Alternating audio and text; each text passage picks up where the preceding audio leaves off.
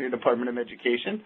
And finally, you're going to get a presentation from the California School Finance Authority and Stephen Thiering.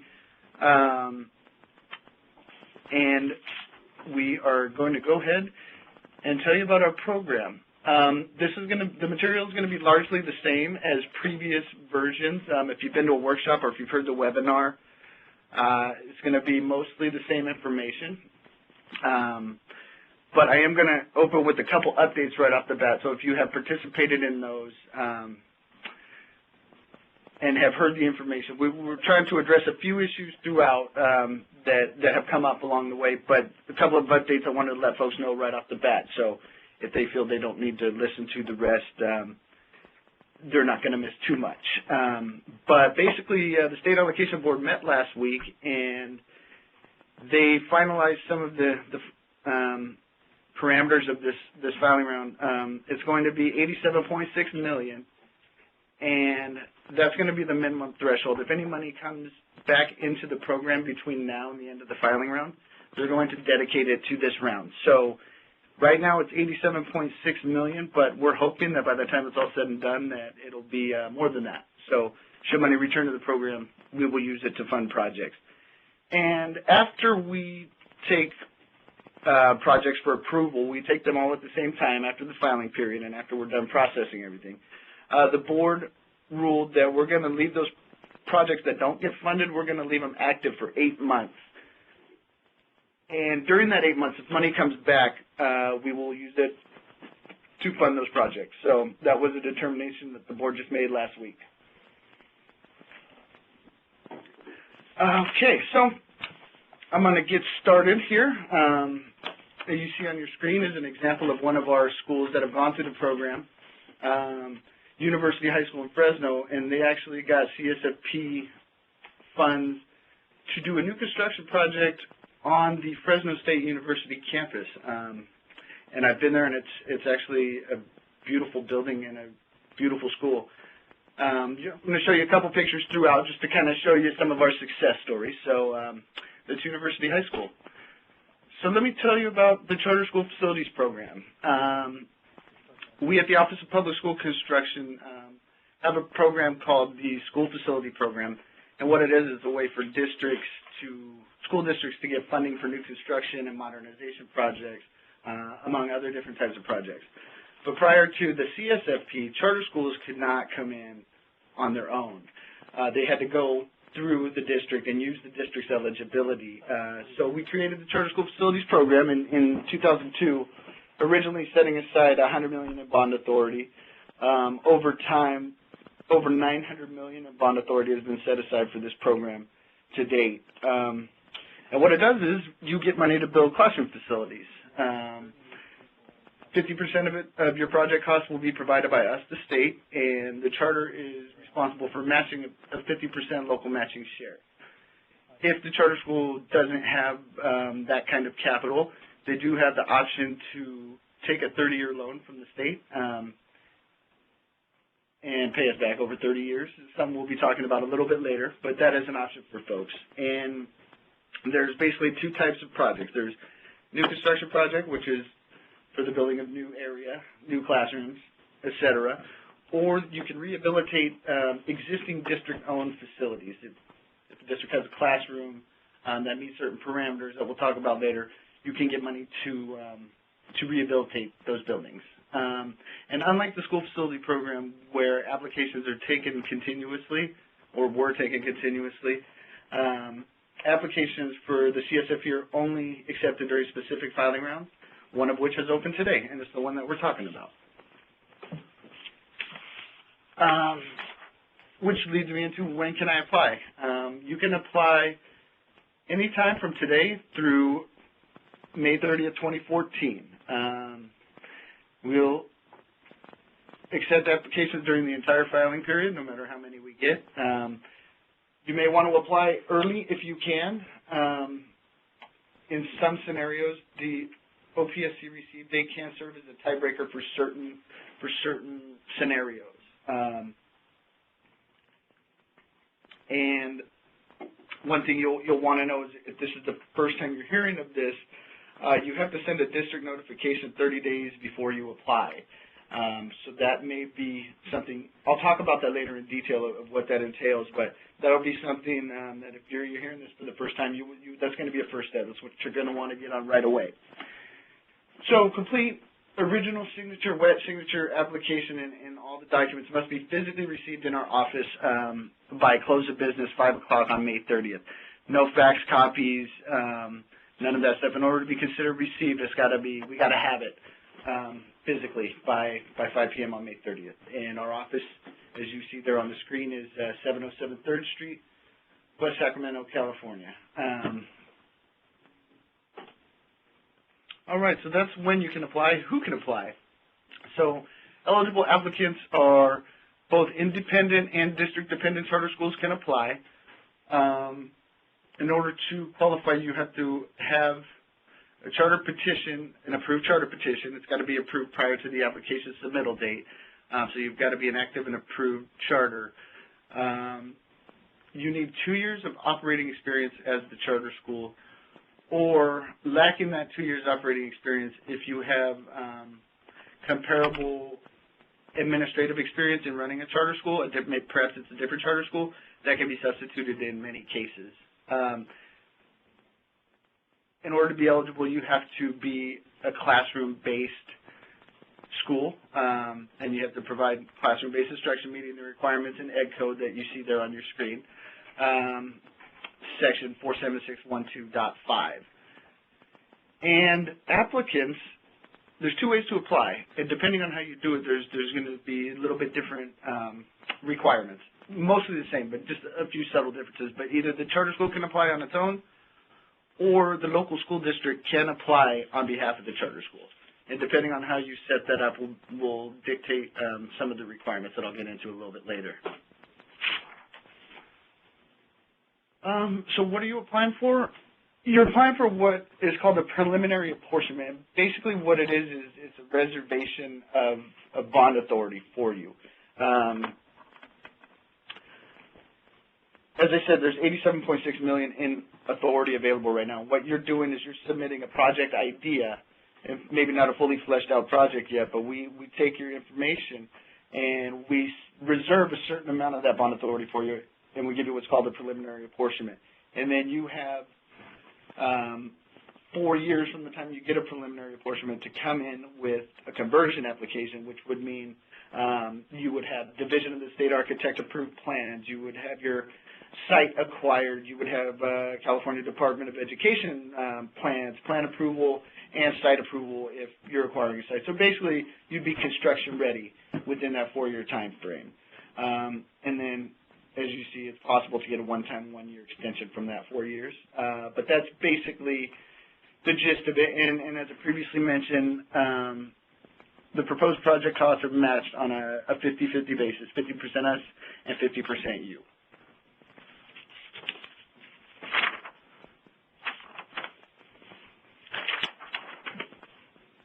Okay, so what types of projects? New construction and rehabilitation and combo projects, which is both. So new construction basically adds capacity where it didn't exist before. So it could be the construction of a brand new school on a new site. It could be the construction of classrooms on an existing school that increases the capacity. It could also be a retrofit of an existing building that's not a school building. Say you have a site and you have an existing structure that you want to convert to a school building. You can get new construction funds to do that. It's not always necessarily the greatest idea in the world because it can be expensive, and I think Lisa might have something to say about that during her presentation. But it is an option for you. It's something that you may want to consider. And the funding is based on how many pupils are being housed in the project. And this comes down to state loading standards. So basically for every K through 6 classroom you build, the state considers that building to house 25 kids. And for 7 through 12, it's 27 kids. And also you have your SDC, non-severe and severe, which is 13 kids for non-severe and 9 kids for severe. So say you're building for K-6 classrooms, you may want to request 100 pupil grants, and our funding is based on, our funding for new construction is based on a per pupil dollar amount, which I'll tell you what those are shortly. You can also do rehabilitation, as I mentioned, which is modernizing or renovating. Please tell me we didn't get cut off again. Can you go see if John can hear me? Okay, we're hearing some kind of funny beeping noises, so I'm going to... No, we got you, Jason. Okay, cool. Thank you. No problem, dude. Okay, so you can do rehabilitation, which is buildings that are 15 years old or older, and it's similar to modernization work, more or less, if you guys are familiar with modernization. And basically, these are funded on a per dollar per square foot basis for toilet and non-toilet square feet. And I'll talk about those dollar amounts here shortly. And the funding, if you do rehabilitation, funding will be capped at whatever the corresponding new construction amount would be for the capacity of the project, basically for the classrooms in the project. And then finally, you can do combo projects, which are some new construction and some rehabilitation on the same site for the same school. And these are, you're going to be submitting 2 applications for these, but we actually bundle them together, and either you will get both of them funded or you will get neither of them funded. We basically, we bundle them together for purposes of funding because we consider those one project. And I'll talk about those a little later as well. Okay, so how is the preliminary apportionment determined? You get a base grant per pupil for new construction, and for rehab you get square footage, as I mentioned. So those are your base grants. In addition to that, you get supplemental grants for different types of project attributes. I'm not going to go through all of those now, but say if you're buying a site, you can get money for that. If we reserve you money to develop your site, which is, you know, soil compaction, grading, laying utility lines, stuff like that. And other more specialized grants we give you as well. For instance, you see on your screen multi-level construction. If you're going to be building multi-level, you get a bump for that. If you're located in a remote geographic area, you can get funding for that. So basically, we give you a base grant, and then we give you all these supplemental grants. And then on top of that, we throw in an inflator factor, which we basically says, okay, let's adjust for inflation for the next 4 years, because that would be the longest that it may take you to convert your project. And what would the grant amounts be at that 4 years? We throw in a little inflator factor, and you add it up, and that's what your grant is, and that's what we reserve for you. And then you can come in and start getting that money kind of one piece at a time, which I'll talk about a little bit more later as well. But that's the way our grants are structured. And here are the amounts for the base grant. As you can see, K6 is $99.67 per pupil. And you see the numbers on your screen there. And they're adjusted annually, so based on changes to the construction cost index. And then for rehabilitation, you get 2 types of dollar amounts. You get a dollar amount for toilet square footage, which is $292, and then all other square footage in the project would be $162 per square foot. And then you add, you take that dollar amount, and then you add your supplemental grants in, and that's how you arrive at your grant. So we anticipate getting a lot of applications, and only having 87 million right now. We've had 4 previous charter rounds, and every single time the program has been oversubscribed. In other words, we've had more apps than money. So we give what's called preference points based on certain aspects of your charter school, of your project, or how you are as an organization. You can see on your screen there, there's 4 categories of preference points.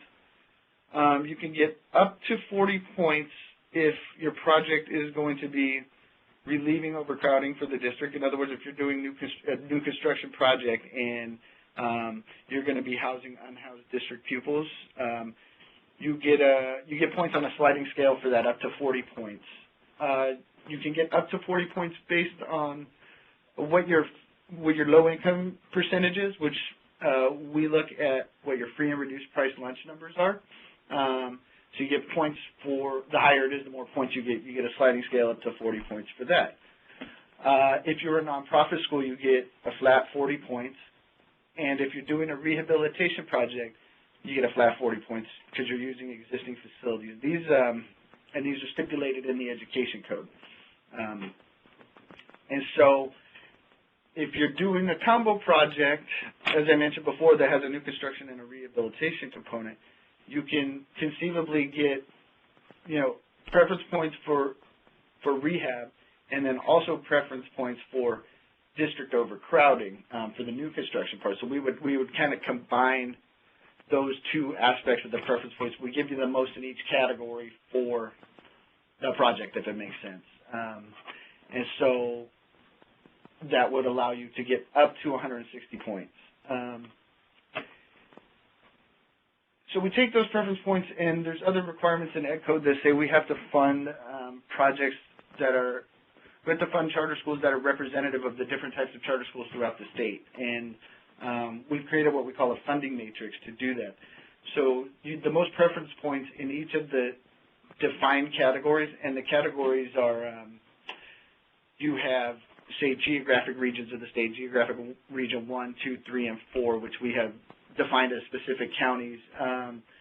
Urban, rural, and suburban designation is one of the categories. Large, medium, and small charter schools, and charter school grade level. Those are the 4 different categories, and then there's subcategories. It's a little bit of a complex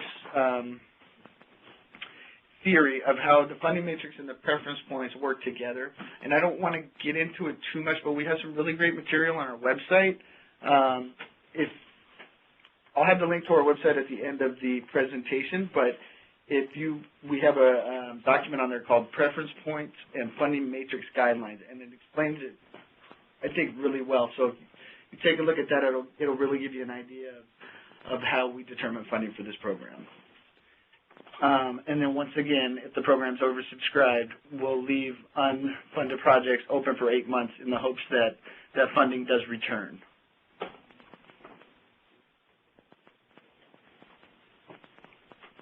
Okay, so if you're thinking about applying, a couple things to keep in mind and what you should be thinking about now. Again, you have to have an approved charter petition, so you have to be an active, approved, authorized charter school right now before you apply. You want to think about determining what your facility needs are. How many classrooms do you want to build? Where do you want to build? You don't need to know specifically all of these things, but as you see when you fill out the application, you're going to have a good concept of what you want to do. And it can change as time goes by, but these are things you want to think about. And do you want to work with the district? Do you want to consider rehabbing some of their facilities? It's likely to be a very competitive round, and maybe those rehab preference points are really going to be what you need. So, you might want to think about that. Is that something that will work for you? You'll want to get into contact pretty quickly with Lisa at CDE. And she's basically going to look at some information you give her, and she's going to give you what's called a recommended site size letter. And she'll talk a little bit more about that later. But definitely get started with her early on. Other things you want to think about is potentially identifying your proposed area if you have a site in mind, or if you have an area in mind, things you might want to be thinking about. You're going to want to know, this is going to be the first thing you want to do, is if you're going to be applying yourself as the charter school, you have to notify the school district 30 days before you apply, and you're going to ask them for some specific things. You're going to ask them to provide a board resolution that certifies how many of their unhoused pupils your project is going to house, and they're going to have to update their eligibility in our office. They have 90 days from the time you notify them to do that, so you may not have that information when you apply, but you will have to have waited 30 days from the time you let them know before you come into our office. And actually, we require that you provide evidence of that. So basically, you have to provide evidence that you did notify them. So a lot of folks, what they do is they hand deliver it, and they get a stamped, a date stamp from the district saying they submitted it, or a certified mail receipt, something along those lines, something that shows us that yes, you did email is not typically good enough. We want to see hard evidence that you submitted it. So certified mail receipt, timestamp, something along those lines. So the way it works is you submit an application to us, and I'll tell you all the things you need. But basically, our team takes all the stuff in. You're going to have documents for us and for CSFA, but you'll just submit it all to us, and then we'll parse out the stuff to CSFA to kind of save you guys a little time. But we take a look at it. We make sure all the documents are there. If they're not there, we send you what's called a 24-hour letter. This says, hey, you forgot this. You need to get it in. So, we stay in touch with you. We try to be real communicative and really in touch with you guys. We're spending a lot of time on the phone with you guys and stuff throughout the process. So we'll definitely be in touch. You'll know who your project manager is going to be. And, we send you a 24-hour letter. Try to make sure you get everything you need for a complete application. And so once we have all the documents we need, we forward the information to CSFA, and then we start conducting an in-depth process that not only do we have the documents we need, but the documents are right, and sometimes we find that you might be eligible for stuff that you don't think you're eligible for. We basically conduct an in-depth review of your application, and we send what's called 15 and 4-day letters. And they're just what they sound like. We send you a 15-day letter, which basically highlights any issues or requested changes to the app, and you basically have 15 days to submit a response, and then after that, if there's still outstanding issues, we send a 4-day letter. And hopefully we try to, make sure you kind of know what's coming and talk about things early on. So if there's things that, you need to do that may take longer than 15 days, we're going to try to make sure that, you're aware of those things. So when we're done, we calculate your grants and stuff. We come up with a preliminary apportionment amount, and then we get that to the California School Finance Authority. And what they do is they do a financial soundness review of the charter school. So when we're done with ours, they start looking at it because they know how much money you're going to be slotted to receive. And Stephen, of course, we'll talk about that in much greater detail when he does his presentation a little bit later. So we give it to CSFA. We determine the preference points for your project and all the projects, and then we basically create the funding matrix and slot them in like that. And once we get financial soundness determinations from CSFA, you're either found sound or not sound. And if you're not sound, you'll have one chance to reduce your request. So maybe you can request less grants and then CSFA will take another look, at a lesser amount to see if you would qualify for a smaller scale project.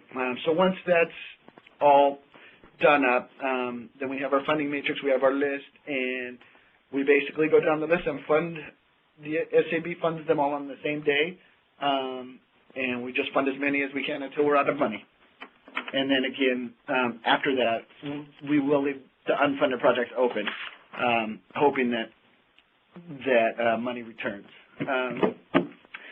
So we're going to talk about what the submittal requirements are. As you can see on your screen, Animal Venice Charter High School is another one of our projects. Another cool building down in Venice, California. So what you need what's called our Form SAB 5009. That's the application for charter school preliminary apportionment. I'm going to tell you how to fill that out as well. You also need CSFA's application, which is the CSFA 0301. You submit 2 copies of that to us, and we'll forward it on to them. And then supporting documentation, which includes many things. So for all applications, you're going to submit a narrative description of the project, which is basically, you just tell us in your own words what the project is. But a couple of things we look for you to identify are number of classrooms, grade level served, whether it's permanent or portable construction, when your proposed opening date is. We're not necessarily making you stick to anything, but we just want to know when you're thinking you're going to open. the charter school general location, which is going to be a very important concept. What the charter school general location is either you know where your project's going to be located or you don't.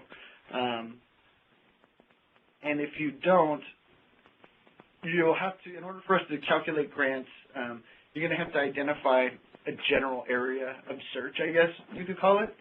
We ask for an intersection, and that intersection, 3-mile radius from a 1 to 3 mile radius from that intersection is going to be your charter school general location. So we're going to gather data from inside that area for certain things, and it helps us identify how much to give you via grants and stuff like that. So, and if you do know where your project is going to be located, then your charter school general location is going to be the address of the site.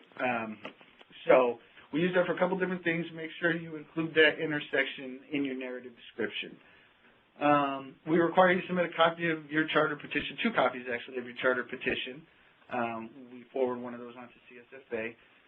If you're a nonprofit organization, provide verification of that so we can give you the preference points. That could be a 501c3 letter from the IRS, or it could be articles of incorporation from the Secretary of State. And as I mentioned before, you're going to have to submit verification that you provided that 30-day notification to the school district. And that's only if the charter school is applying on its own. If the district is applying for the charter school, then that verification is not needed. So additional documentation that you need, and these are for new construction projects only, not for rehabilitation projects, although you will need this for both, is the California Department of Education estimated recommended site size letter, which you'll get from Lisa, which she'll tell you about. Your notification, not only your evidence of your notification, but actual copy of your notification to the school district. That basically asks them to update their new construction eligibility and that they submit a certification to our office to the number of unhoused pupils that will be served in the project. So basically, if you're a new construction project, you're building classrooms, if they have unhoused pupils, which means basically if they have eligibility, then they have to tell us if any of those kids are going to go to your school. So we make sure that we don't double fund those kids, because they're eligible in our other program, the school facility program, and they're also eligible. You know, if they're receiving funding under the school facility program and under the charter program, we want to make sure that doesn't happen. So we make them submit that certification. If they have unhoused kids and they're going to go to your school, then we make a corresponding adjustment to their eligibility. And again, they do have 90 days to submit that information to our office.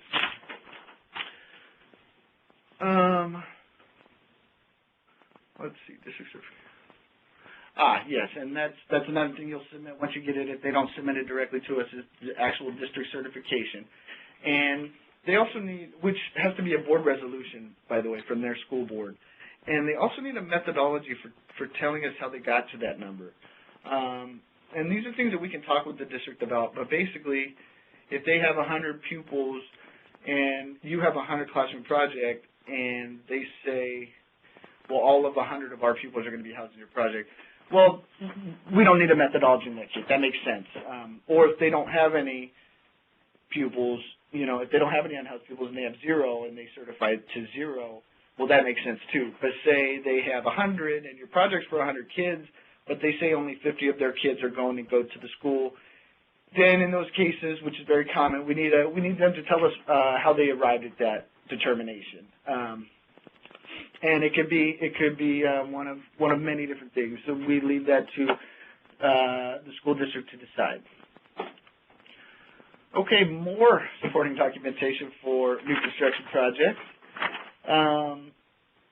If you're going to be asking for a site acquisition, you're going to, if you have a site in mind, you'll submit an appraisal or a preliminary appraisal that is current, less than 6 months old, and that allows us to determine, you know, an amount to reserve for you for that site. Or if you don't have a site, you can give us a median cost valuation, which is basically a price per acre for the local the local real estate transactions in your charter school location. And I'll actually read you what the regulation requires real quick. It says the median cost of an acre of land in the charter school general location using historical information in the charter school general location multiplied by the number of proposed usable acres, which means, you know, if you are getting 3 acres and we determine a price per acre of $1 million, we'll reserve $3 million for you.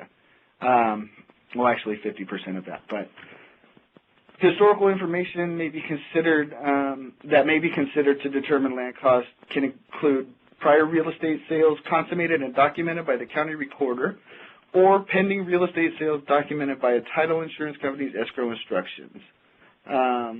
For purposes of historical information, include all real estate sales consummated and documented by the county recorder for a minimum of 6 months and a maximum of up to 2 years prior to the date the application was submitted to the OPSC.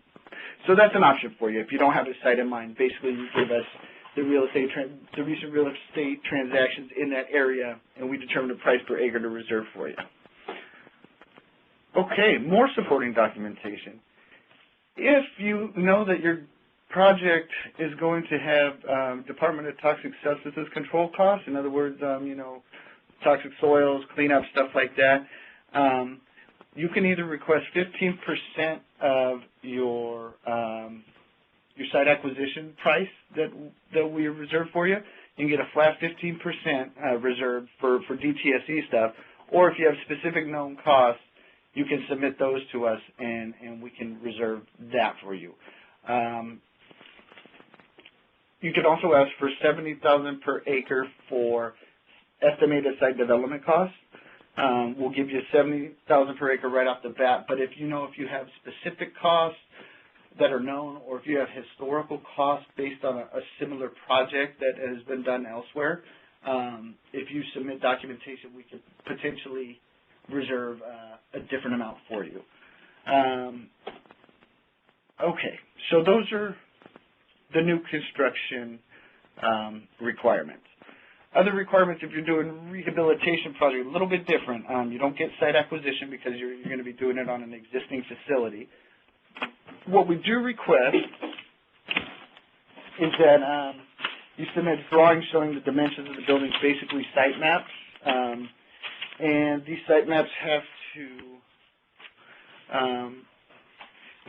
show both the non-toilet and the toilet facilities so that we can reserve the proper amount for you. And another thing you need is an agreement between the district and the charter school that authorizes the use of the district's facilities for the CSFP. And I've actually gotten quite a few questions on this one. And basically, what it is, there's a couple different types of agreements. You have your charter school agreements, which are way more detailed, and you typically enter into later down the road. This agreement is not have to be specific to the use of the site as far as like insurance and when you have access to the use and default and all that stuff. Basically, it's just an agreement that shows that the district is on board with what you're doing and supports your application, basically. So it can be a lot simpler than a lot of folks are worried that it might be. And I'll real quick, I'll read you what it says. It says, for a charter school applying on its own behalf, the application must include an agreement between the school district and the charter school for use of the facilities to be rehabilitated. The agreement must have been approved prior to submittal of application and must have been discussed and approved at the school district board meeting. So that's it. As long as you can meet that regulation, as long as your agreement meets that regulation, that's as detailed as it needs to be. It basically is just a sign that the district is on board with what you're doing. Okay, so those are all the requirements. And now we're going to move on to how to complete the actual funding application. I'll go through and give you guys some screenshots, and we'll go one by one. I'll try to move quickly because I know this info is pretty dense.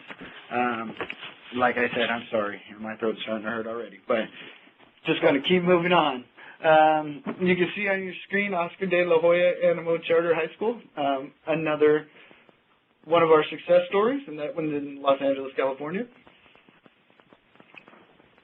Okay, let's take a look at the application. You see the top of the 5009 right here. And a couple sections you may not be able to fill out right off the bat, but obviously you're gonna check the boxes of whether the charter's applying or the district's applying. And then of course the proposed project name, county, and the school board approval date of the charter petition. On the right hand side, preliminary application number you're not going to know right off the bat, so go ahead and leave that blank. Project tracking number, you guys will have to create a project tracking number that allows the different state agencies to track the project, because we all have different application numbers. So this is a way for us to kind of track that project, and you can get information from us on how to do the project tracking number individually. So if you have questions about the project tracking number, go ahead and give me a call or give one of my colleagues a call, and we can help you out with that. In the high school attendance area, if you know what that is, go ahead and fill that in, and if you don't worry about it. We'll figure that out later.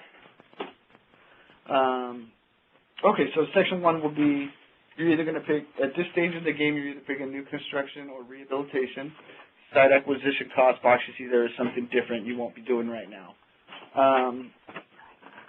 Type of project will be, you pick the type of project, and the type of project you're going to pick is going to determine where you fall in the funding matrix, and it's always going to be what the highest grade level you serve is. So if you are doing a K-8 school, then the type of project you're going to choose is going to be middle school. If you're doing a 7-12, it's going to be a high school. If you're doing a K-12, it's going to be a high school. And then, of course, the name of the district where the project will be located. You fill that in Section B.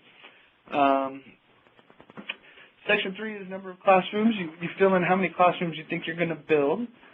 And this is a very important number to think about.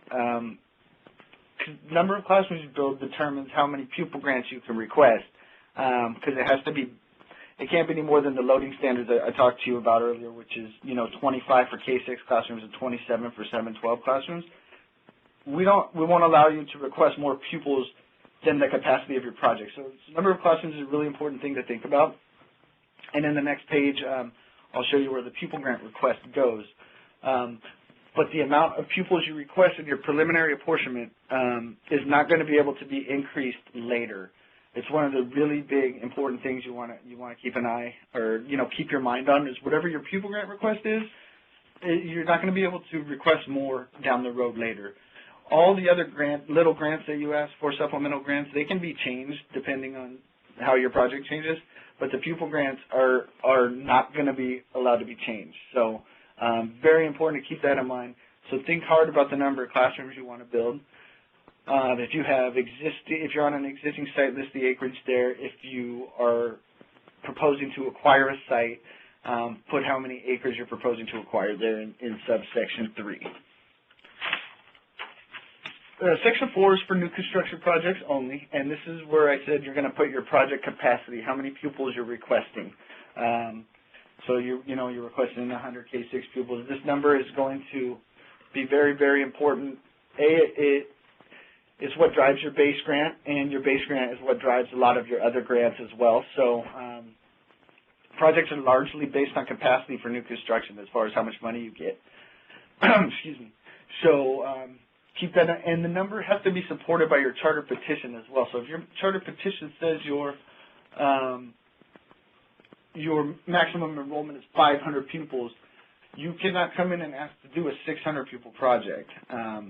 You'll only be able to ask for 500. So these are things that will work together, and things you'll have to keep in mind. So the amount you can request can't be more than how many classrooms you're building capacity-wise, and it can't be more than what's on your petition.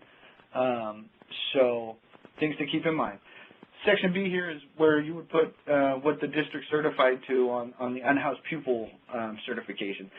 That may be blank the first time around because they might not have completed that section yet, as they have 90 days to do so. Is it in addition to an existing site, yes or no? If yes, enter the school name.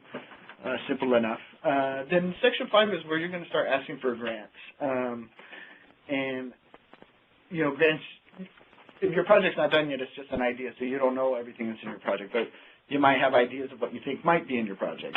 If you think you are going to have a multi-level construction project, which basically means, two-story building or more, and there's classrooms on both stories, you can check that box and you're eligible to receive a grant for an additional 12% of whatever your base grant is. So you get a 12% bump for that. And all you got to do is ask for it. So we don't have any way of verifying it at this point. We're just reserving funds for you. But you want to keep in mind what you're going to be financially sound for, and that's going to drive how many of the grants you're going to ask for. Subsection B is site acquisition. So you put 50% of either the value of the appraisal if you have the site, or that median cost analysis we talked about. And then here down at the bottom, you're going to type out your charter school general location intersection that we talked about. So this is also section 5 of the form. Things I've talked about already. If you have known DTSC costs, you can put that specific amount in there, and then of course submit your supporting documentation. If you don't know anything, if you don't even have a site or anything, you can still ask for 15% of your land value to go to DTSC because you get an additional 15% there. If you have known hazardous material cleanup costs, you can list that there under section 3. For site development, which I mentioned before, things like soil compaction, grading, off-site improvements, utilities, you can either just ask for $70,000 per acre, or if you have known costs or have a historical project, like I talked about, that would be comparable, you can request a specific dollar amount and submit supporting documentation. If you're acquiring a site, you can ask for the general site grant, which basically is for general site development of a site that has never been used for school purposes. So if you're acquiring a site, just a vacant lot, general site gives you money for like walkways and landscaping and playgrounds and stuff like that. So you can ask for that. Geographic percent factor, if you are located in a remote region of the state that are listed in our regulations under 1859.83, there's a list of certain sections of the state. You can get an additional grant for general site. For geographic percent. So check that reg and see if you qualify. It's basically for distant or remote locations. So, if you're in LA, that's probably not gonna be for you. Although if you are on Catalina Island, I believe you do get something for that, which is LA County, I think.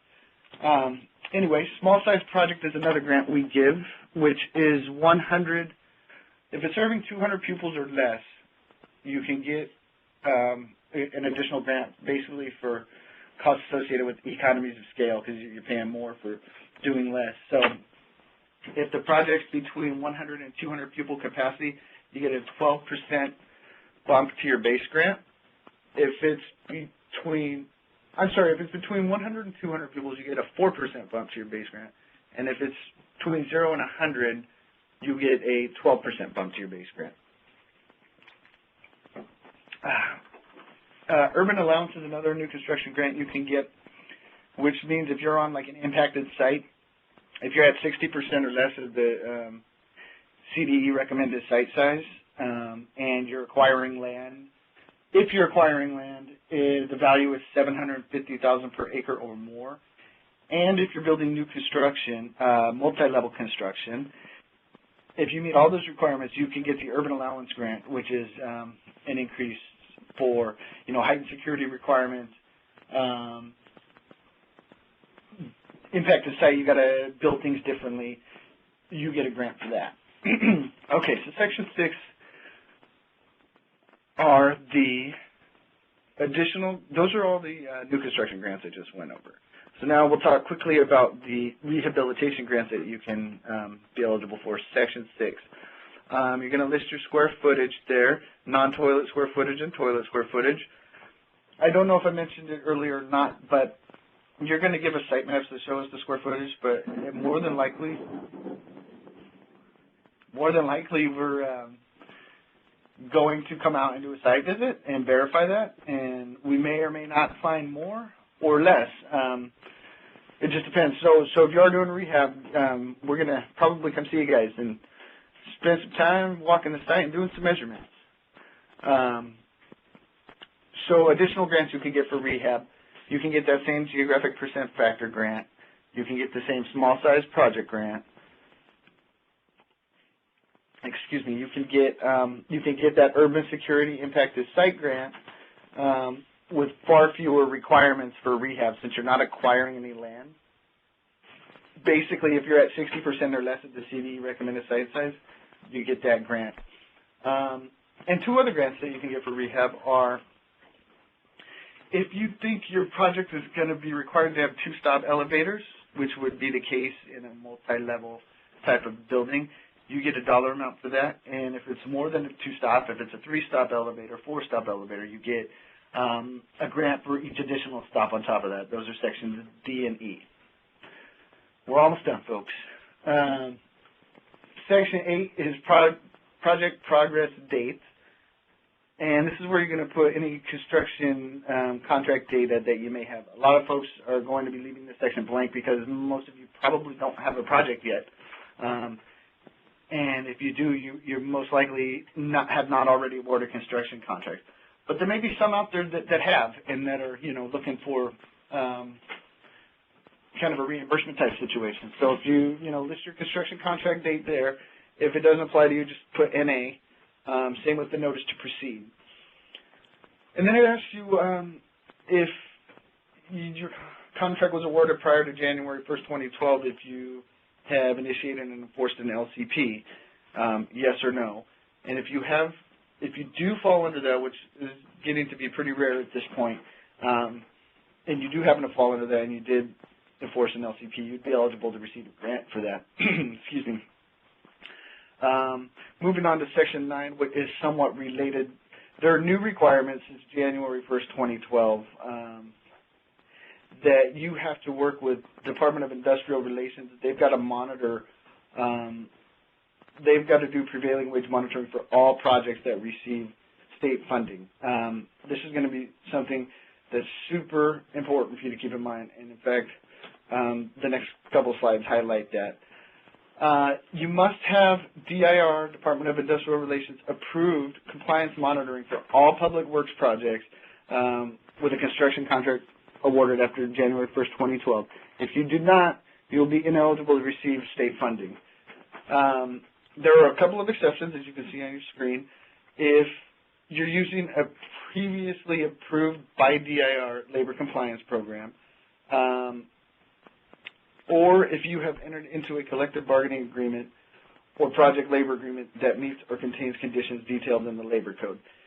This is not per se our area of expertise, but we definitely want to bring this to your attention because you are flat out ineligible if you don't meet these DIR requirements. So we want to make sure that everybody contacts DIR and touches base with them when they're starting to do a public works project so that they don't jeopardize funding through our office. So go to the website you see on your screen there and get them involved early and make sure that you don't make any mistakes that jeopardize your project funding. So flipping back super quick, you've seen those slides now. You can look at Section 9 and check the appropriate box. Is it a DIR compliance monitoring unit administered project? Was it a previously approved LCP, or was it a collective bargaining agreement? The vast majority of folks are going to be doing the top box, the DIR administered compliance monitoring. Okay, so getting down to Section 10 of the form, priority order would be if you submit more than one application for different projects on the same day, you're going to tell us which one you want funded first. So you're going to either put 1, 2, or 3 or 4 in that box there. And then Section 11 has some information that is really important and is going to drive your preference points. So we ask you for your current charter school enrollment, and you can get that on the CDE website. And that determines whether you're a large, small, or medium-sized charter school, which depends where you fall, which determines where you fall in the funding matrix. Subsection B is charter school not-for-profit. Remember, if you are a nonprofit, you get 40 preference points. Section C is enter the locale code of the school, and I'm going to show you how to do that. I'm going to show you the website to go to. But basically, you're going to be designated as an urban, rural, or suburban school, and that's, again, going to determine your funding matrix placement. Section D is free and reduced lunch, which determines your low-income preference point. I'll show you how to do that shortly as well. And then E is additional application number, and that's if you're doing a rehab and a new construction project, combo project, and you're submitting 2 applications, one for each kind of piece of it. You would just list the other application number here in subsection E. And you may not know it when you first submit because we will not have told you what your app number is yet, so you can leave that blank when you first submit. Okay, so to get the locale code, you're going to go to this website. It's the National Center for Educational something. It eludes me right now. National Center for Educational Statistics. Thank you. And basically, this is, you're going to look up your school, or you're going to look up a nearby school to your charter school general location, and it's going to tell you what the locale is, whether you're urban, rural, or suburban. So you search for, say, Fort Washington Elementary. You know, here you put in the school name. You're going to be in a position, you're not going to look at your school necessarily. You want to look at where your project is going to be located. So if you have if it's in addition to an existing site, or if it's a rehab project on an existing site, you can just look at that school itself. But if you're doing a charter school general location and you don't know exactly where your school is, you're going to want to kind of do a Google search of the area around that intersection, find the nearest school, and then search for it here on the site so you can determine what your locale code for your project will be. So let's say you're looking up for Washington Elementary, and you just click on it there, and when you do, right down here in the middle in the blue section, it'll say locale, city, large, or it'll have a number as well, 11 or 12 or 21 or 22.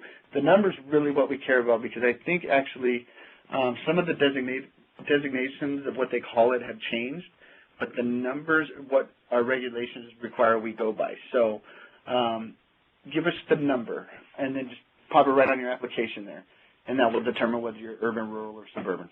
Pretty easy. And then you can find your free and reduced lunch percentages on the CDE website on DataQuest. And so you're going to see this screen when you get to DataQuest, and the link's there at the top of your page. And you'll search school level, and then under section 2 where it says select subject, you're going to scroll to the very last entry, which is called create your own report, and then click submit. You're going to look for the most current year, which I believe by this point is 2013-2014, and then you're going to type the name of your school. And again, this is a scenario where it's not necessarily going to be your school. It can be any school within your general location. So you can search that whole 3-mile radius and find the school with the highest free and reduced price lunch percentage, put that down and get the most points you possibly can. So you might actually want to do some searches. So you might want to go back and forth and do this several times until you find a school that you like. You can either pick any of the school within the radius, or you can pick your own school, or you can pick the district average. So you want to pick whichever one's the highest. So you get to this page and you click on the free and reduced price lunch meals, and it'll show you right there, Sunset Hills Elementary, 16.6%. The district average is 13.9%. So those aren't very good numbers for Sunset Hills Elementary. But you get basically points on a sliding scale. And if you want to look at what percentage gets you what amount of points, that stuff is all contained on our regulation section 1859.164.1. Okay, back to the form. The last section of the form is there's a certification page at the end, and you're certifying to several things by virtue of signing the form. I urge all of you guys to read these things very carefully because you have to comply with everything that's on the form. There's several different certifications that you are certifying to. So make sure you read them all and make sure you're complying with all of them, and that everything you're saying is true and correct. And then you basically, if you're the charter school filing on your own behalf, you sign Section A here on the last page, and if you're a school district filing, you sign Section B. And that is it for the form. So a couple things for me to wrap up, and then I'll turn it over to Lisa. I'll wake her up and she get going. Basically, it's just whoever applies gets the funding. So if you want the district, if the district wants to apply on your behalf and kind of help you out and stuff, if the district is the applicant, we send checks, all the money, whenever you do receive actual funds, they go to the district itself. Something to keep in mind. I mentioned this before, just want to mention it again because it's very important. Whatever you request for pupil grants, and for that matter, I don't know if I mentioned this, whatever you requested for square footage if you're doing a rehab project, whatever you request at the preliminary apportionment phase may not be increased at the time of conversion. So those are the numbers you want to think longest and hardest about. And the square footage may or may not be, you may want to include all buildings that you think you might do.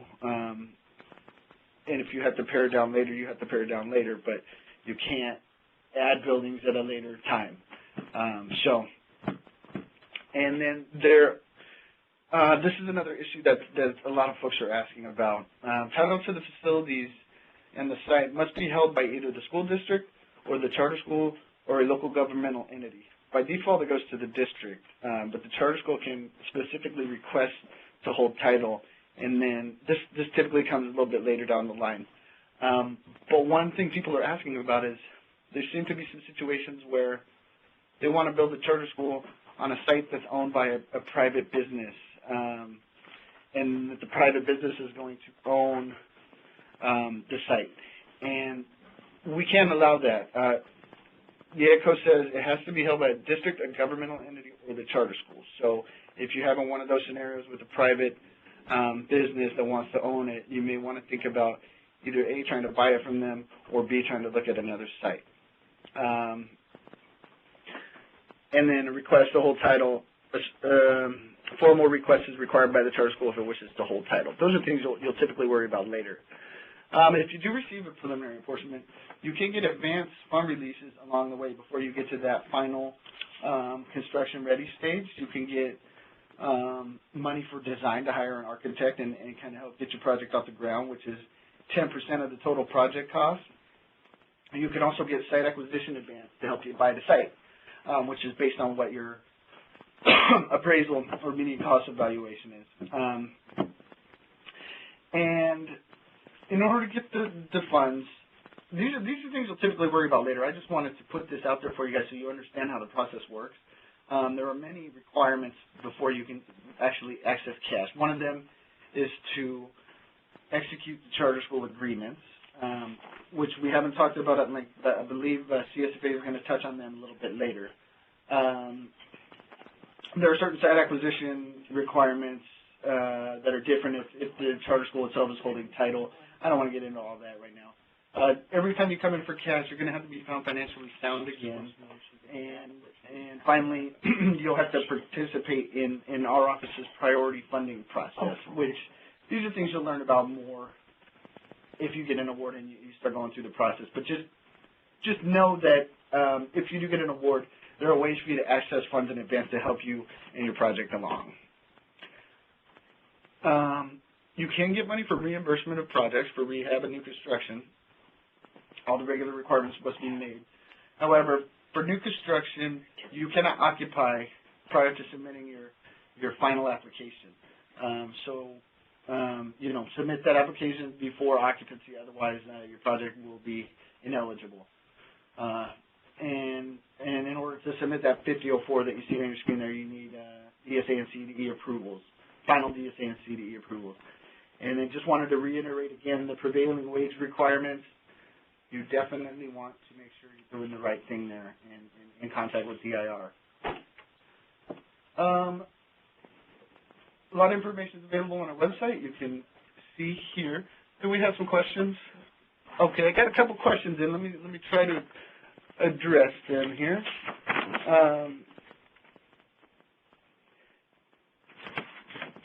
If you want to, I thought maybe I might read these questions and then maybe jump in after your presentation. So we have, if there's a couple here, I want to make sure I get the answer right before I speak out. So here's the contacts again: Janice Schaefer, Aaron Kineen, and myself. And we also have some helpers whose phone number I sadly neglected to put on this information, but Shannon Martin Guzman and Candace Lee will be also helping us. But feel free to contact any of the people on your screen, and we've been talking to people all day long and trying to help them, and we'll get you through it. And I'm going to take a look at some of these questions, but in the meantime, I'm going to go ahead and turn it over to the California Department of Education and Lisa Olakoya, who is going to tell you about her process. So thank you for bearing with me, and here's Lisa.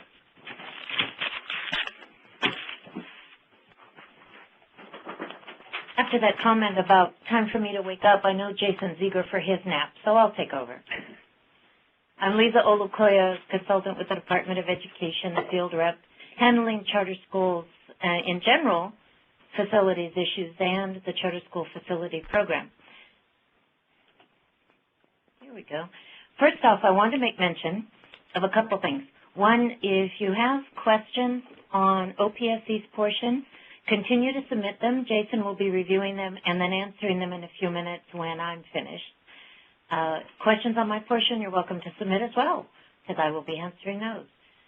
He did mention in his presentation that you will need a CDE recommended site size letter to attach to your application to submit for this funding. The first thing I'd like to do is explain what that is. That's a very simple statement that we provide to you to include with your application that just states what our recommendation would be for the number of students in grade levels that you're intending to put on your application. It in no way locks you into a particular site acreage.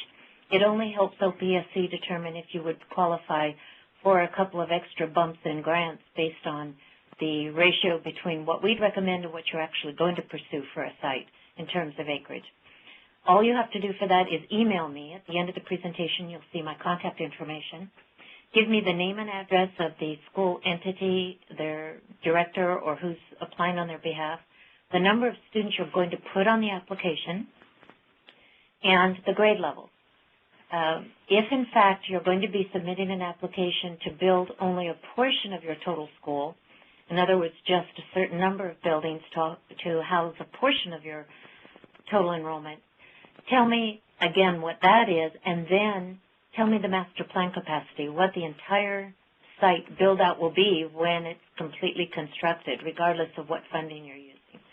Any further questions, you're welcome to email me. But once you send me this information, I should have the letter turned around to you and sent you electronically and then in the mail within 24 to 48 hours. Okay, now to business. If you receive that preliminary apportionment, I will be, as Jason said, the first person you'll be in touch with. Because in order to construct new buildings on an existing site, rehab buildings on an existing site, or to acquire a site and then put new buildings on it, you will have to have an approval from the Department of Education. You will have to have a site approval if you're doing a new site. You'll have to have a plan approval for any buildings you're constructing or renovating. So if, in fact, you're looking for a new site, the first thing you need to do is contact me so that we can work together in an advisory capacity on my side to help you evaluate what would be reasonable sites to pursue, because you want to ensure that these sites will be approvable by the Department of Education. And we do have to comply with California Code of Regulations Title V in terms of both the site and the plans, and look at things like potential hazards on or near the site, how accessible the site is, et cetera, and we will evaluate for you whether that will also be suitable for your school's project. Now, preliminary review and advice like this is just to help you narrow down what sites you may wish to pursue from those you might be looking at. This is not a formal approval at this point, but we have an opportunity to meet, to look at your sites physically, and help work out which ones would be reasonable for you to pursue. Once you narrow down your site selection and you are beginning to move down the road towards having that site approved, we do have the submittals that you have to make to our department for that approval. There are studies and such that are listed on our SFPD 4.01c, School Site Approval Procedures for Charter Schools, that's on our website. Many of these are reports that you will be preparing for other purposes, but you'll be submitting a copy to us for review. These will help us to evaluate whether the site will meet Title V standards. Our initial review is only to get a determination based on what we know at the moment. It will be those studies that will affirm whether or not that site will be approvable because it does not have hazards on or near the site that cannot be mitigated. These types of things are, for example, the soil study report that DTSC, the Department of Toxic Substances Control, will require. They will include a geological report, which would be required for construction purposes anyway. And, of course, you will have to comply with CEQA, the California Environmental Quality Act. We review the document that you prepare for that, even though it is not for our purposes. So most of the reports and studies are handled. For others, they're just submitted as part of this package that you will send to us to request a site approval. Now, in this program, the Charter School Facility Program, you do have an opportunity for a couple of early fund releases, one of which is for site acquisition funds to assist you with having the money in hand to move forward and acquire the site. In order to access that fund, one of the key components is to have an approval from us for the site. If you're not ready for a final site approval, meaning you've not completed all of the things you see at the bottom of this slide, you can obtain a contingent site approval. That is pretty much our assurance that the site will be approvable when the rest of the issues are completed. You can take this to OPSC and request the site fund release with a couple of other components and use that funding in order to acquire the site. So in other words, we need to be at the point where we can be assured that when you complete the processes, you will be able to receive a full and final site approval from us. Prior to your completion of your work with the Department of Toxic Substances Control, which results in a final determination letter, prior to your completion of your CEQA action, and therefore the ability to be able to certify that you've completed all the requirements, that's the 4.03 form, we can issue that contingent approval. But pretty much these issues have to be underway. At least the DTSC, the soil study, has to be submitted to them. Otherwise, all of our other requirements will, when met, allow us to make that determination that we could issue you a contingent site approval, and you can use that until such time you complete the other requirements, and we can give you a final site approval. So basically, it's like this. Once you receive a preliminary apportionment, you can begin looking at potential sites if you're going to acquire your own site. You can request a visit to assist in evaluating the site so that you can narrow down and move forward with the site that you prefer to do. You will prepare and submit studies and other requirements that are on our 4.03 form and request a site approval. You can then request early site acquisition funds from OPSC with either the contingent site approval or, if you're ready, a full site approval, as long as you have the signed agreements and updated CSFA determination to your financial soundness. And then if, in fact, you only received a contingent approval, when you submit the final components, typically the sign-off from DTSC and the completion of CEQA and our 4.03 form, we can turn that into a final site approval for you. If, in fact, you are looking at sites that are less than 50% of what we would recommend for the enrollment, and we'll make that final determination when we start looking at prospective sites, you will have to comply with our small school site policy. What this basically is a demonstration of how your program can be accommodated on the small site. You review the policy, and there is an interactive worksheet. You put some figures in, and you submit that to us. Typically, we like to start discussing that when we come out to look at prospective sites so that you don't go down a path for a site that you plan to use. The review of this is only in terms to support the policy. There are ways you can mitigate, of course, a small site. You may choose to build multi-story construction. You may choose to pursue joint use for some of your physical education needs. There are a number of ways to mitigate a small site. Once you complete all the work, as I said, and we turn this into a final site approval, your site approval is valid for 5 years. So under this program, that pretty much gives you all the time you'll need to move forward with acquiring and developing the site itself. Now, the second part of this, plan approval. Typically, in district language, an educational specification is developed with a number of stakeholders at the district to assist in designing a school that will meet the program requirements. Charter school may not have a formal educational specification. We understand that. But what we would look for in this discussion then is language in the charter, and that may be supplemented later, that explains what your program offerings are and anything in terms of the facilities that you would need or your stakeholders have agreed would be required in order to meet your program requirements. You would submit preliminary plans once you get into a contract with an architect. What we call these are design development, usually at 30 to 50% design development, with a discussion of your educational specification and the submittal form package for plan review. And we will take a look at those. If there are issues that we identify that would be of grave concern under the Title V regulations as they relate to the development of the school site, we will communicate that with you, with your architect, and work out what we can to alleviate these concerns. We will issue you a letter identifying anything that we've come to an agreement on and recognizing the scope of your project. This is not an approval letter. It's a preliminary review letter. Once the plans now have been developed and are ready to submit to the DSA, the Division of State Architect, for review, you will submit another set to us with a request for a final plan approval. You will need that final plan approval as well as our final site approval in order to submit to OPSC down the road to convert your project, as Jason had mentioned. At that point, you're pretty much done with us, except that your final plan approval is only good for 2 years. If you do not initiate the project, in other words, sign contract and begin construction within 2 years, we will have to have a request from you just to extend that.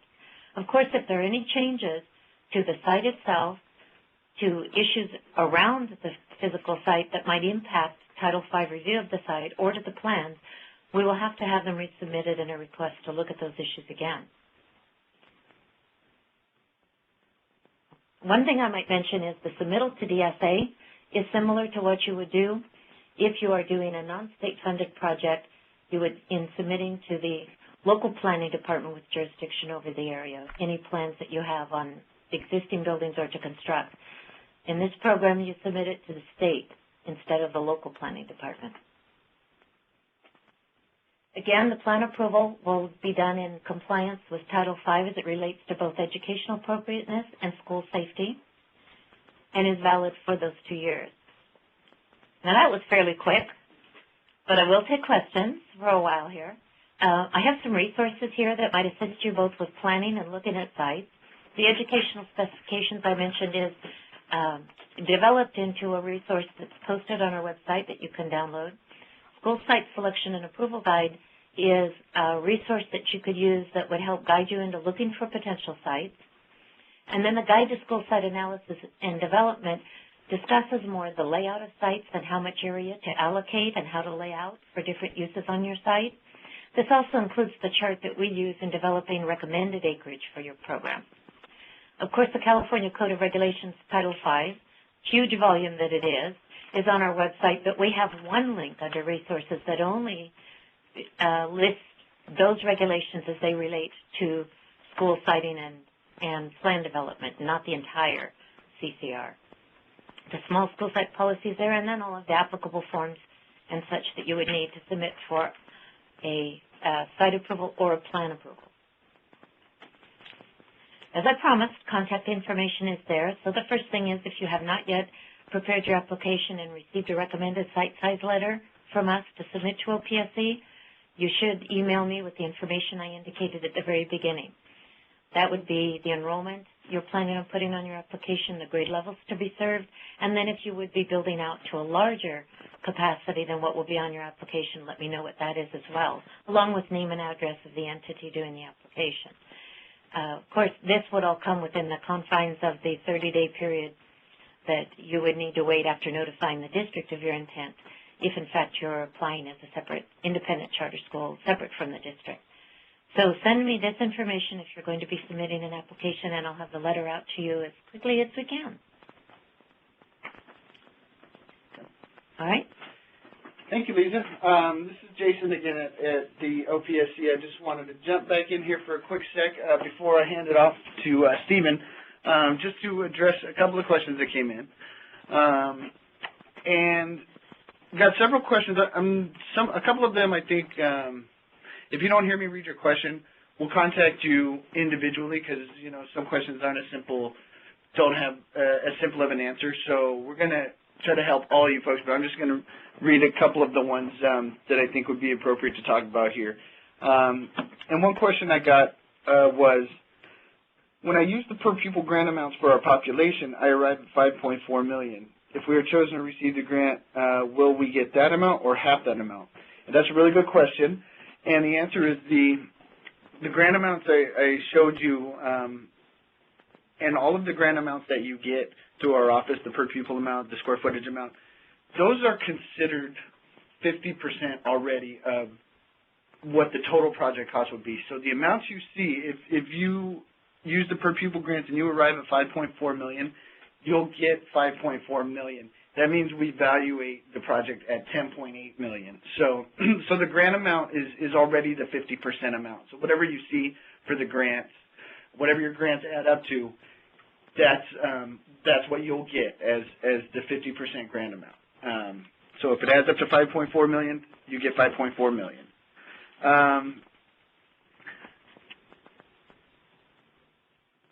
Let's see. Somebody asked, is this a state or a federal grant? This is a state grant, and everything that entails. Someone asked, if we find a school within 3 miles of the proposed site, but it is in a neighboring district, not our chartering district, can we use the neighboring district total for your reduced price and lunch percentage, or do we need to use the actual school? That's a good question. You can use any school within the 3-mile site, even if it's not in your district, but you can't use that outside district. You can only use your school, any school within the 3 miles, even if it's in an adjacent district, or the district where you're located, you can use their average, but you cannot use the other district that the other school is located in. So hopefully that's clear.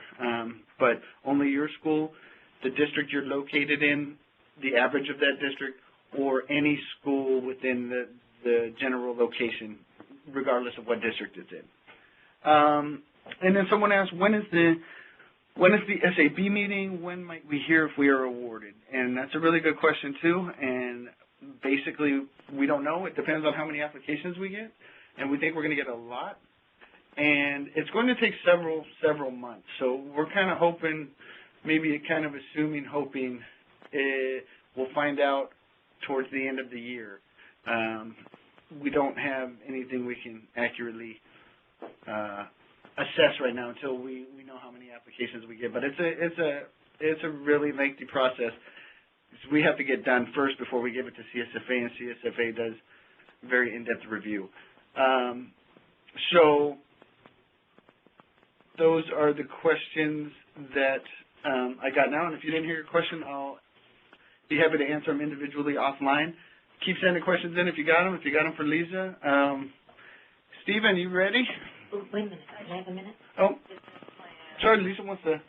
I'm sorry, I want to jump back in. Jason had suggested I would discuss something, and I didn't. Oh, and that was, for those of you who might be interested in obtaining a site that has a non-district building on it and using these funds for that site, I want to, as Jason suggested, not necessarily discourage you, but ask you to think very carefully about it.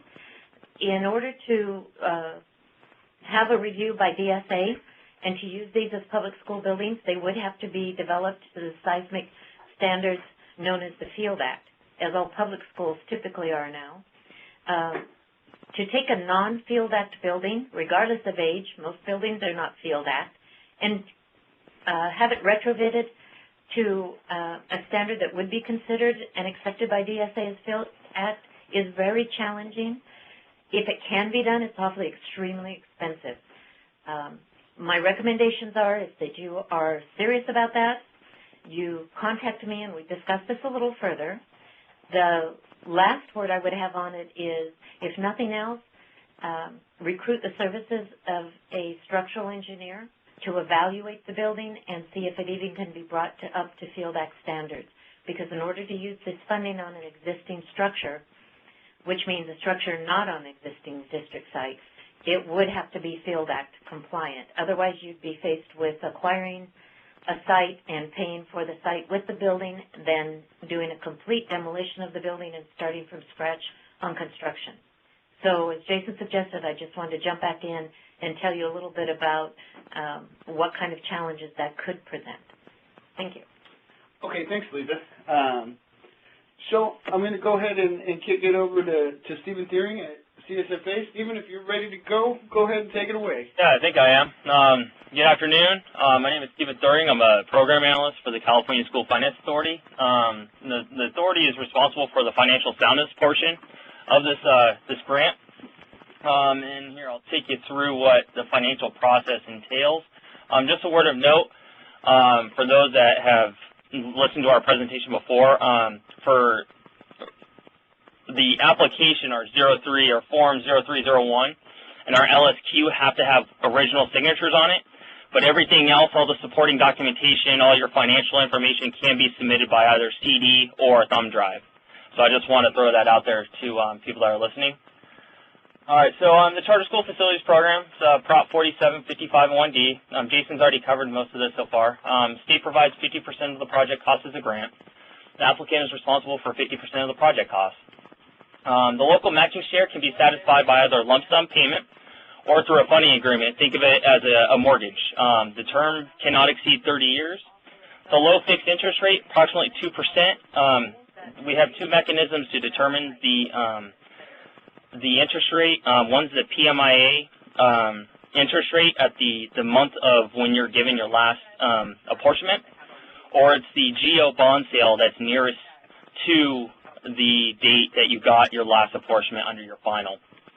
All payments are made using the intercept mechanism. Those are written into the program agreements, which I'll get to in a moment. And the title can be held by either the school district, a local governmental entity, or an individual charter school. I had a question, I think a couple months ago at the Burbank presentation. LLCs cannot hold any title. Whoever holds title to the project is holding it in trust for the state. So I just want to get that out there. All right, next slide here. Again, some more program history. There's about $900 million total in the project, and as Jason said earlier, 87.6 available right now. The role of CSFA. We assess financial soundness of the applicant. One is the preliminary, which is what we're going to be going through right now.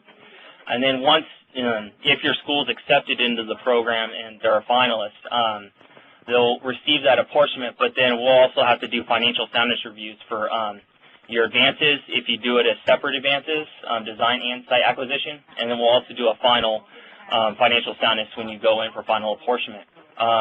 Financial soundnesses are only good for a period of 6 months. So say you come in for advance for design, and then 8 months later you come back in for another advance for your site acquisition, we're going to have to go through a whole other financial soundness process. We also conduct ongoing monitoring of recipients. We have a couple schools that are in their final project, are housed there, and since then, if they take on more debt, they'll resubmit their financials, and then we'll reevaluate and make sure that they can meet their debt service coverage. And then on behalf of the state, we also administer the program agreements. Required application materials. So we need 2 sets of the CSFA Form 0301. You'll be submitting this with OPSC's form. And then the application itself, all the materials that are, you can find the application on our website. Again, can be submitted by CD-ROM or thumb drive. The part 1 of the application is, just the regular information, applicant name and the contact information, the legal structure and the EMO if there is any involved with this. Let's see. Next part of the application is the charter information. We're going to be asking for the individual charter. We're going to ask for a business plan if you have one. The articles of incorporation, see if you're a nonprofit. We'll look at, just the general context and, the format of your charter and see if it's a popular program, if you will, within where you're at. Some more charter information. We'll want MOU and agreements with your charter authorizer. And this is where we start getting into the financial soundness part. Enrollment data. We like to, when we request information, we like to have at least 3 years of back data, the current year data, and then up to 5 years of projected data. For the financial soundness process, we are looking for debt service coverage 2 years after year of occupancy. So if your projections have your school going or occupying your new CSFP facility in 2017, we'll need projections out to 2019. Now, the local control funding formula I know is creating some difficulties for people because we're trying to figure out all the calculations. Staff is going with the assumption with the governor's plan. So as long as your projections match the governor's, the COLA and also the percentages, then we'll be fine with whatever you send to us. We also ask for student retention data. This is the students that you retain from year to year. So say you have a 6th grader that is retained to the 7th grade, that's part of your student retention. We look at student performance data, API and AYP. We know this is changing over to Common Core. Right now we're still sticking with the API and AYP until Common Core has been fully established within the state. We ask for key staff information and resumes, make sure that, the people that are working in the schools have charter experience. And then we'll ask for your governing board information, terms, what they do outside of the governing board, things like that. Part 3, the financial information. We'll ask for the budget for the current year. Depending on what part of the year it is, we'll ask for either the first interim, second interim, or the final report. Projected income statements, balance sheets, cash flows, if available, audited financial statements for the last 3 years. Again, depending on what time of the year it is, we're going to be asking for different items, current monthly statements. The big one here is the verification of contributions. Contributions with charter schools is very important, especially with some charter schools more than others. If your contributions are a significant portion of your income every year, we stress test that extensively, and we ask for verification of those numbers. And then also material contracts. If there's any contracts that the charter school or EMO has, we want to see if that'll present any financial difficulties in the future. Part 4, proposed project information. We get mainly this from OPSC, but we like to make sure that what you're giving to us matches up with what Jason and Aaron will tell us at OPSC. This is very basic stuff. We're looking primarily at the financials. So the proposed project information is just going to be, just what you're copying over from OPSC, essentially. Part 5, charter management experience. Eligibility can be met with previous charter school experience. So if you're opening a new school, that's fine as long as it's an organization that has established at least a couple years under their belt of operating a charter school. I think Peter Stone had a question earlier about a new school.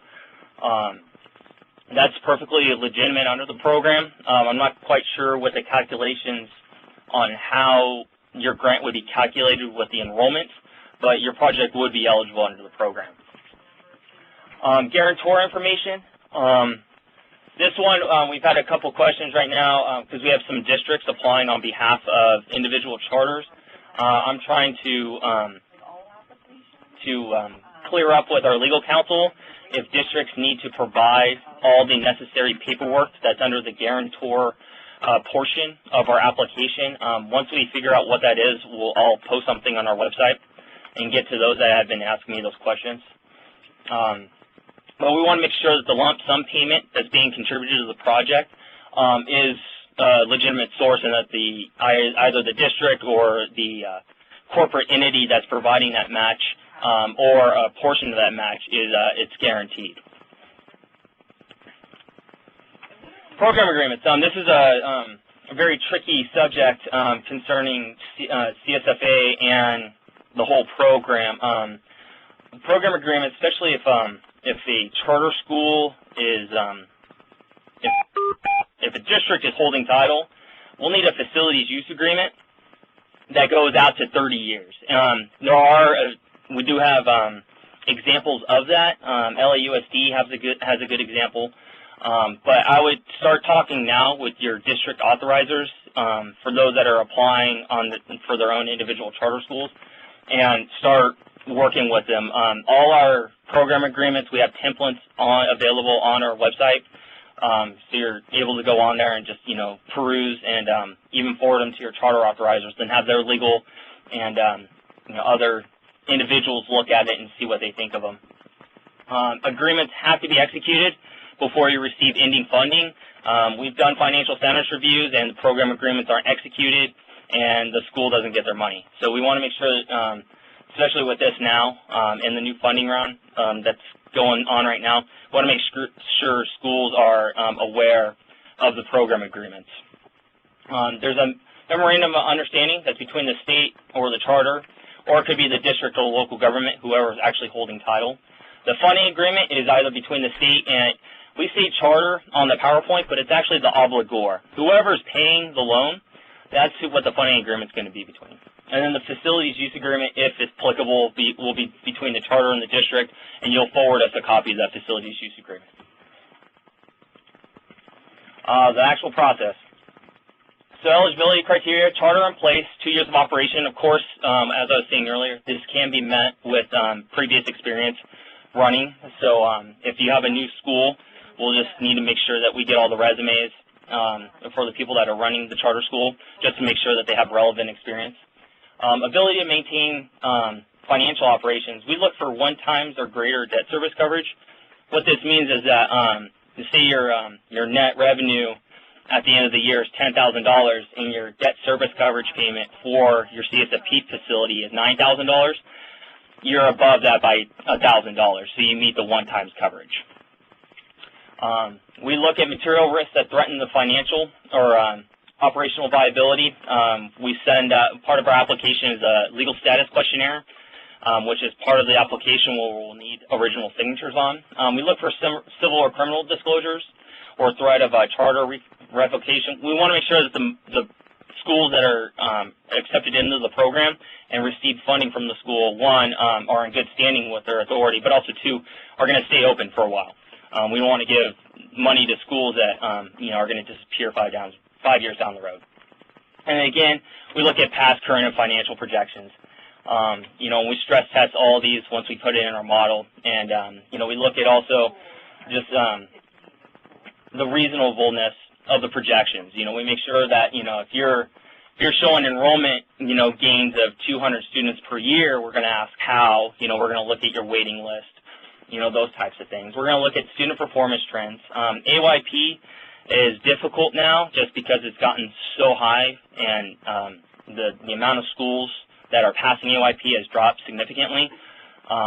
We mainly look at API, but I just want to throw that caveat out there. And we also look at who's running the school, and then also if you're in good standing with your authorizer. So that's a basic process of what CSFA does with the financial soundness review. It's a very extensive process. For those that have gone through it before, it's a very in-depth thing that we ask for everything except for your firstborn. I know some are, very impatient with us with the amount of questions we have, but it's our role as a state agency to make sure that the state is protected and that the money that we're giving out is a good investment. So, are there any questions here? You can contact anybody here on the contact information. Katrina Johansson's our executive director. Jose and David are located down in our LA office.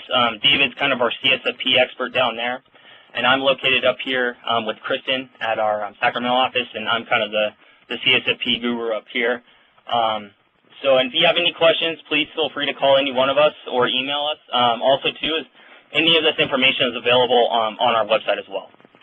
So do I have any questions? Let's see.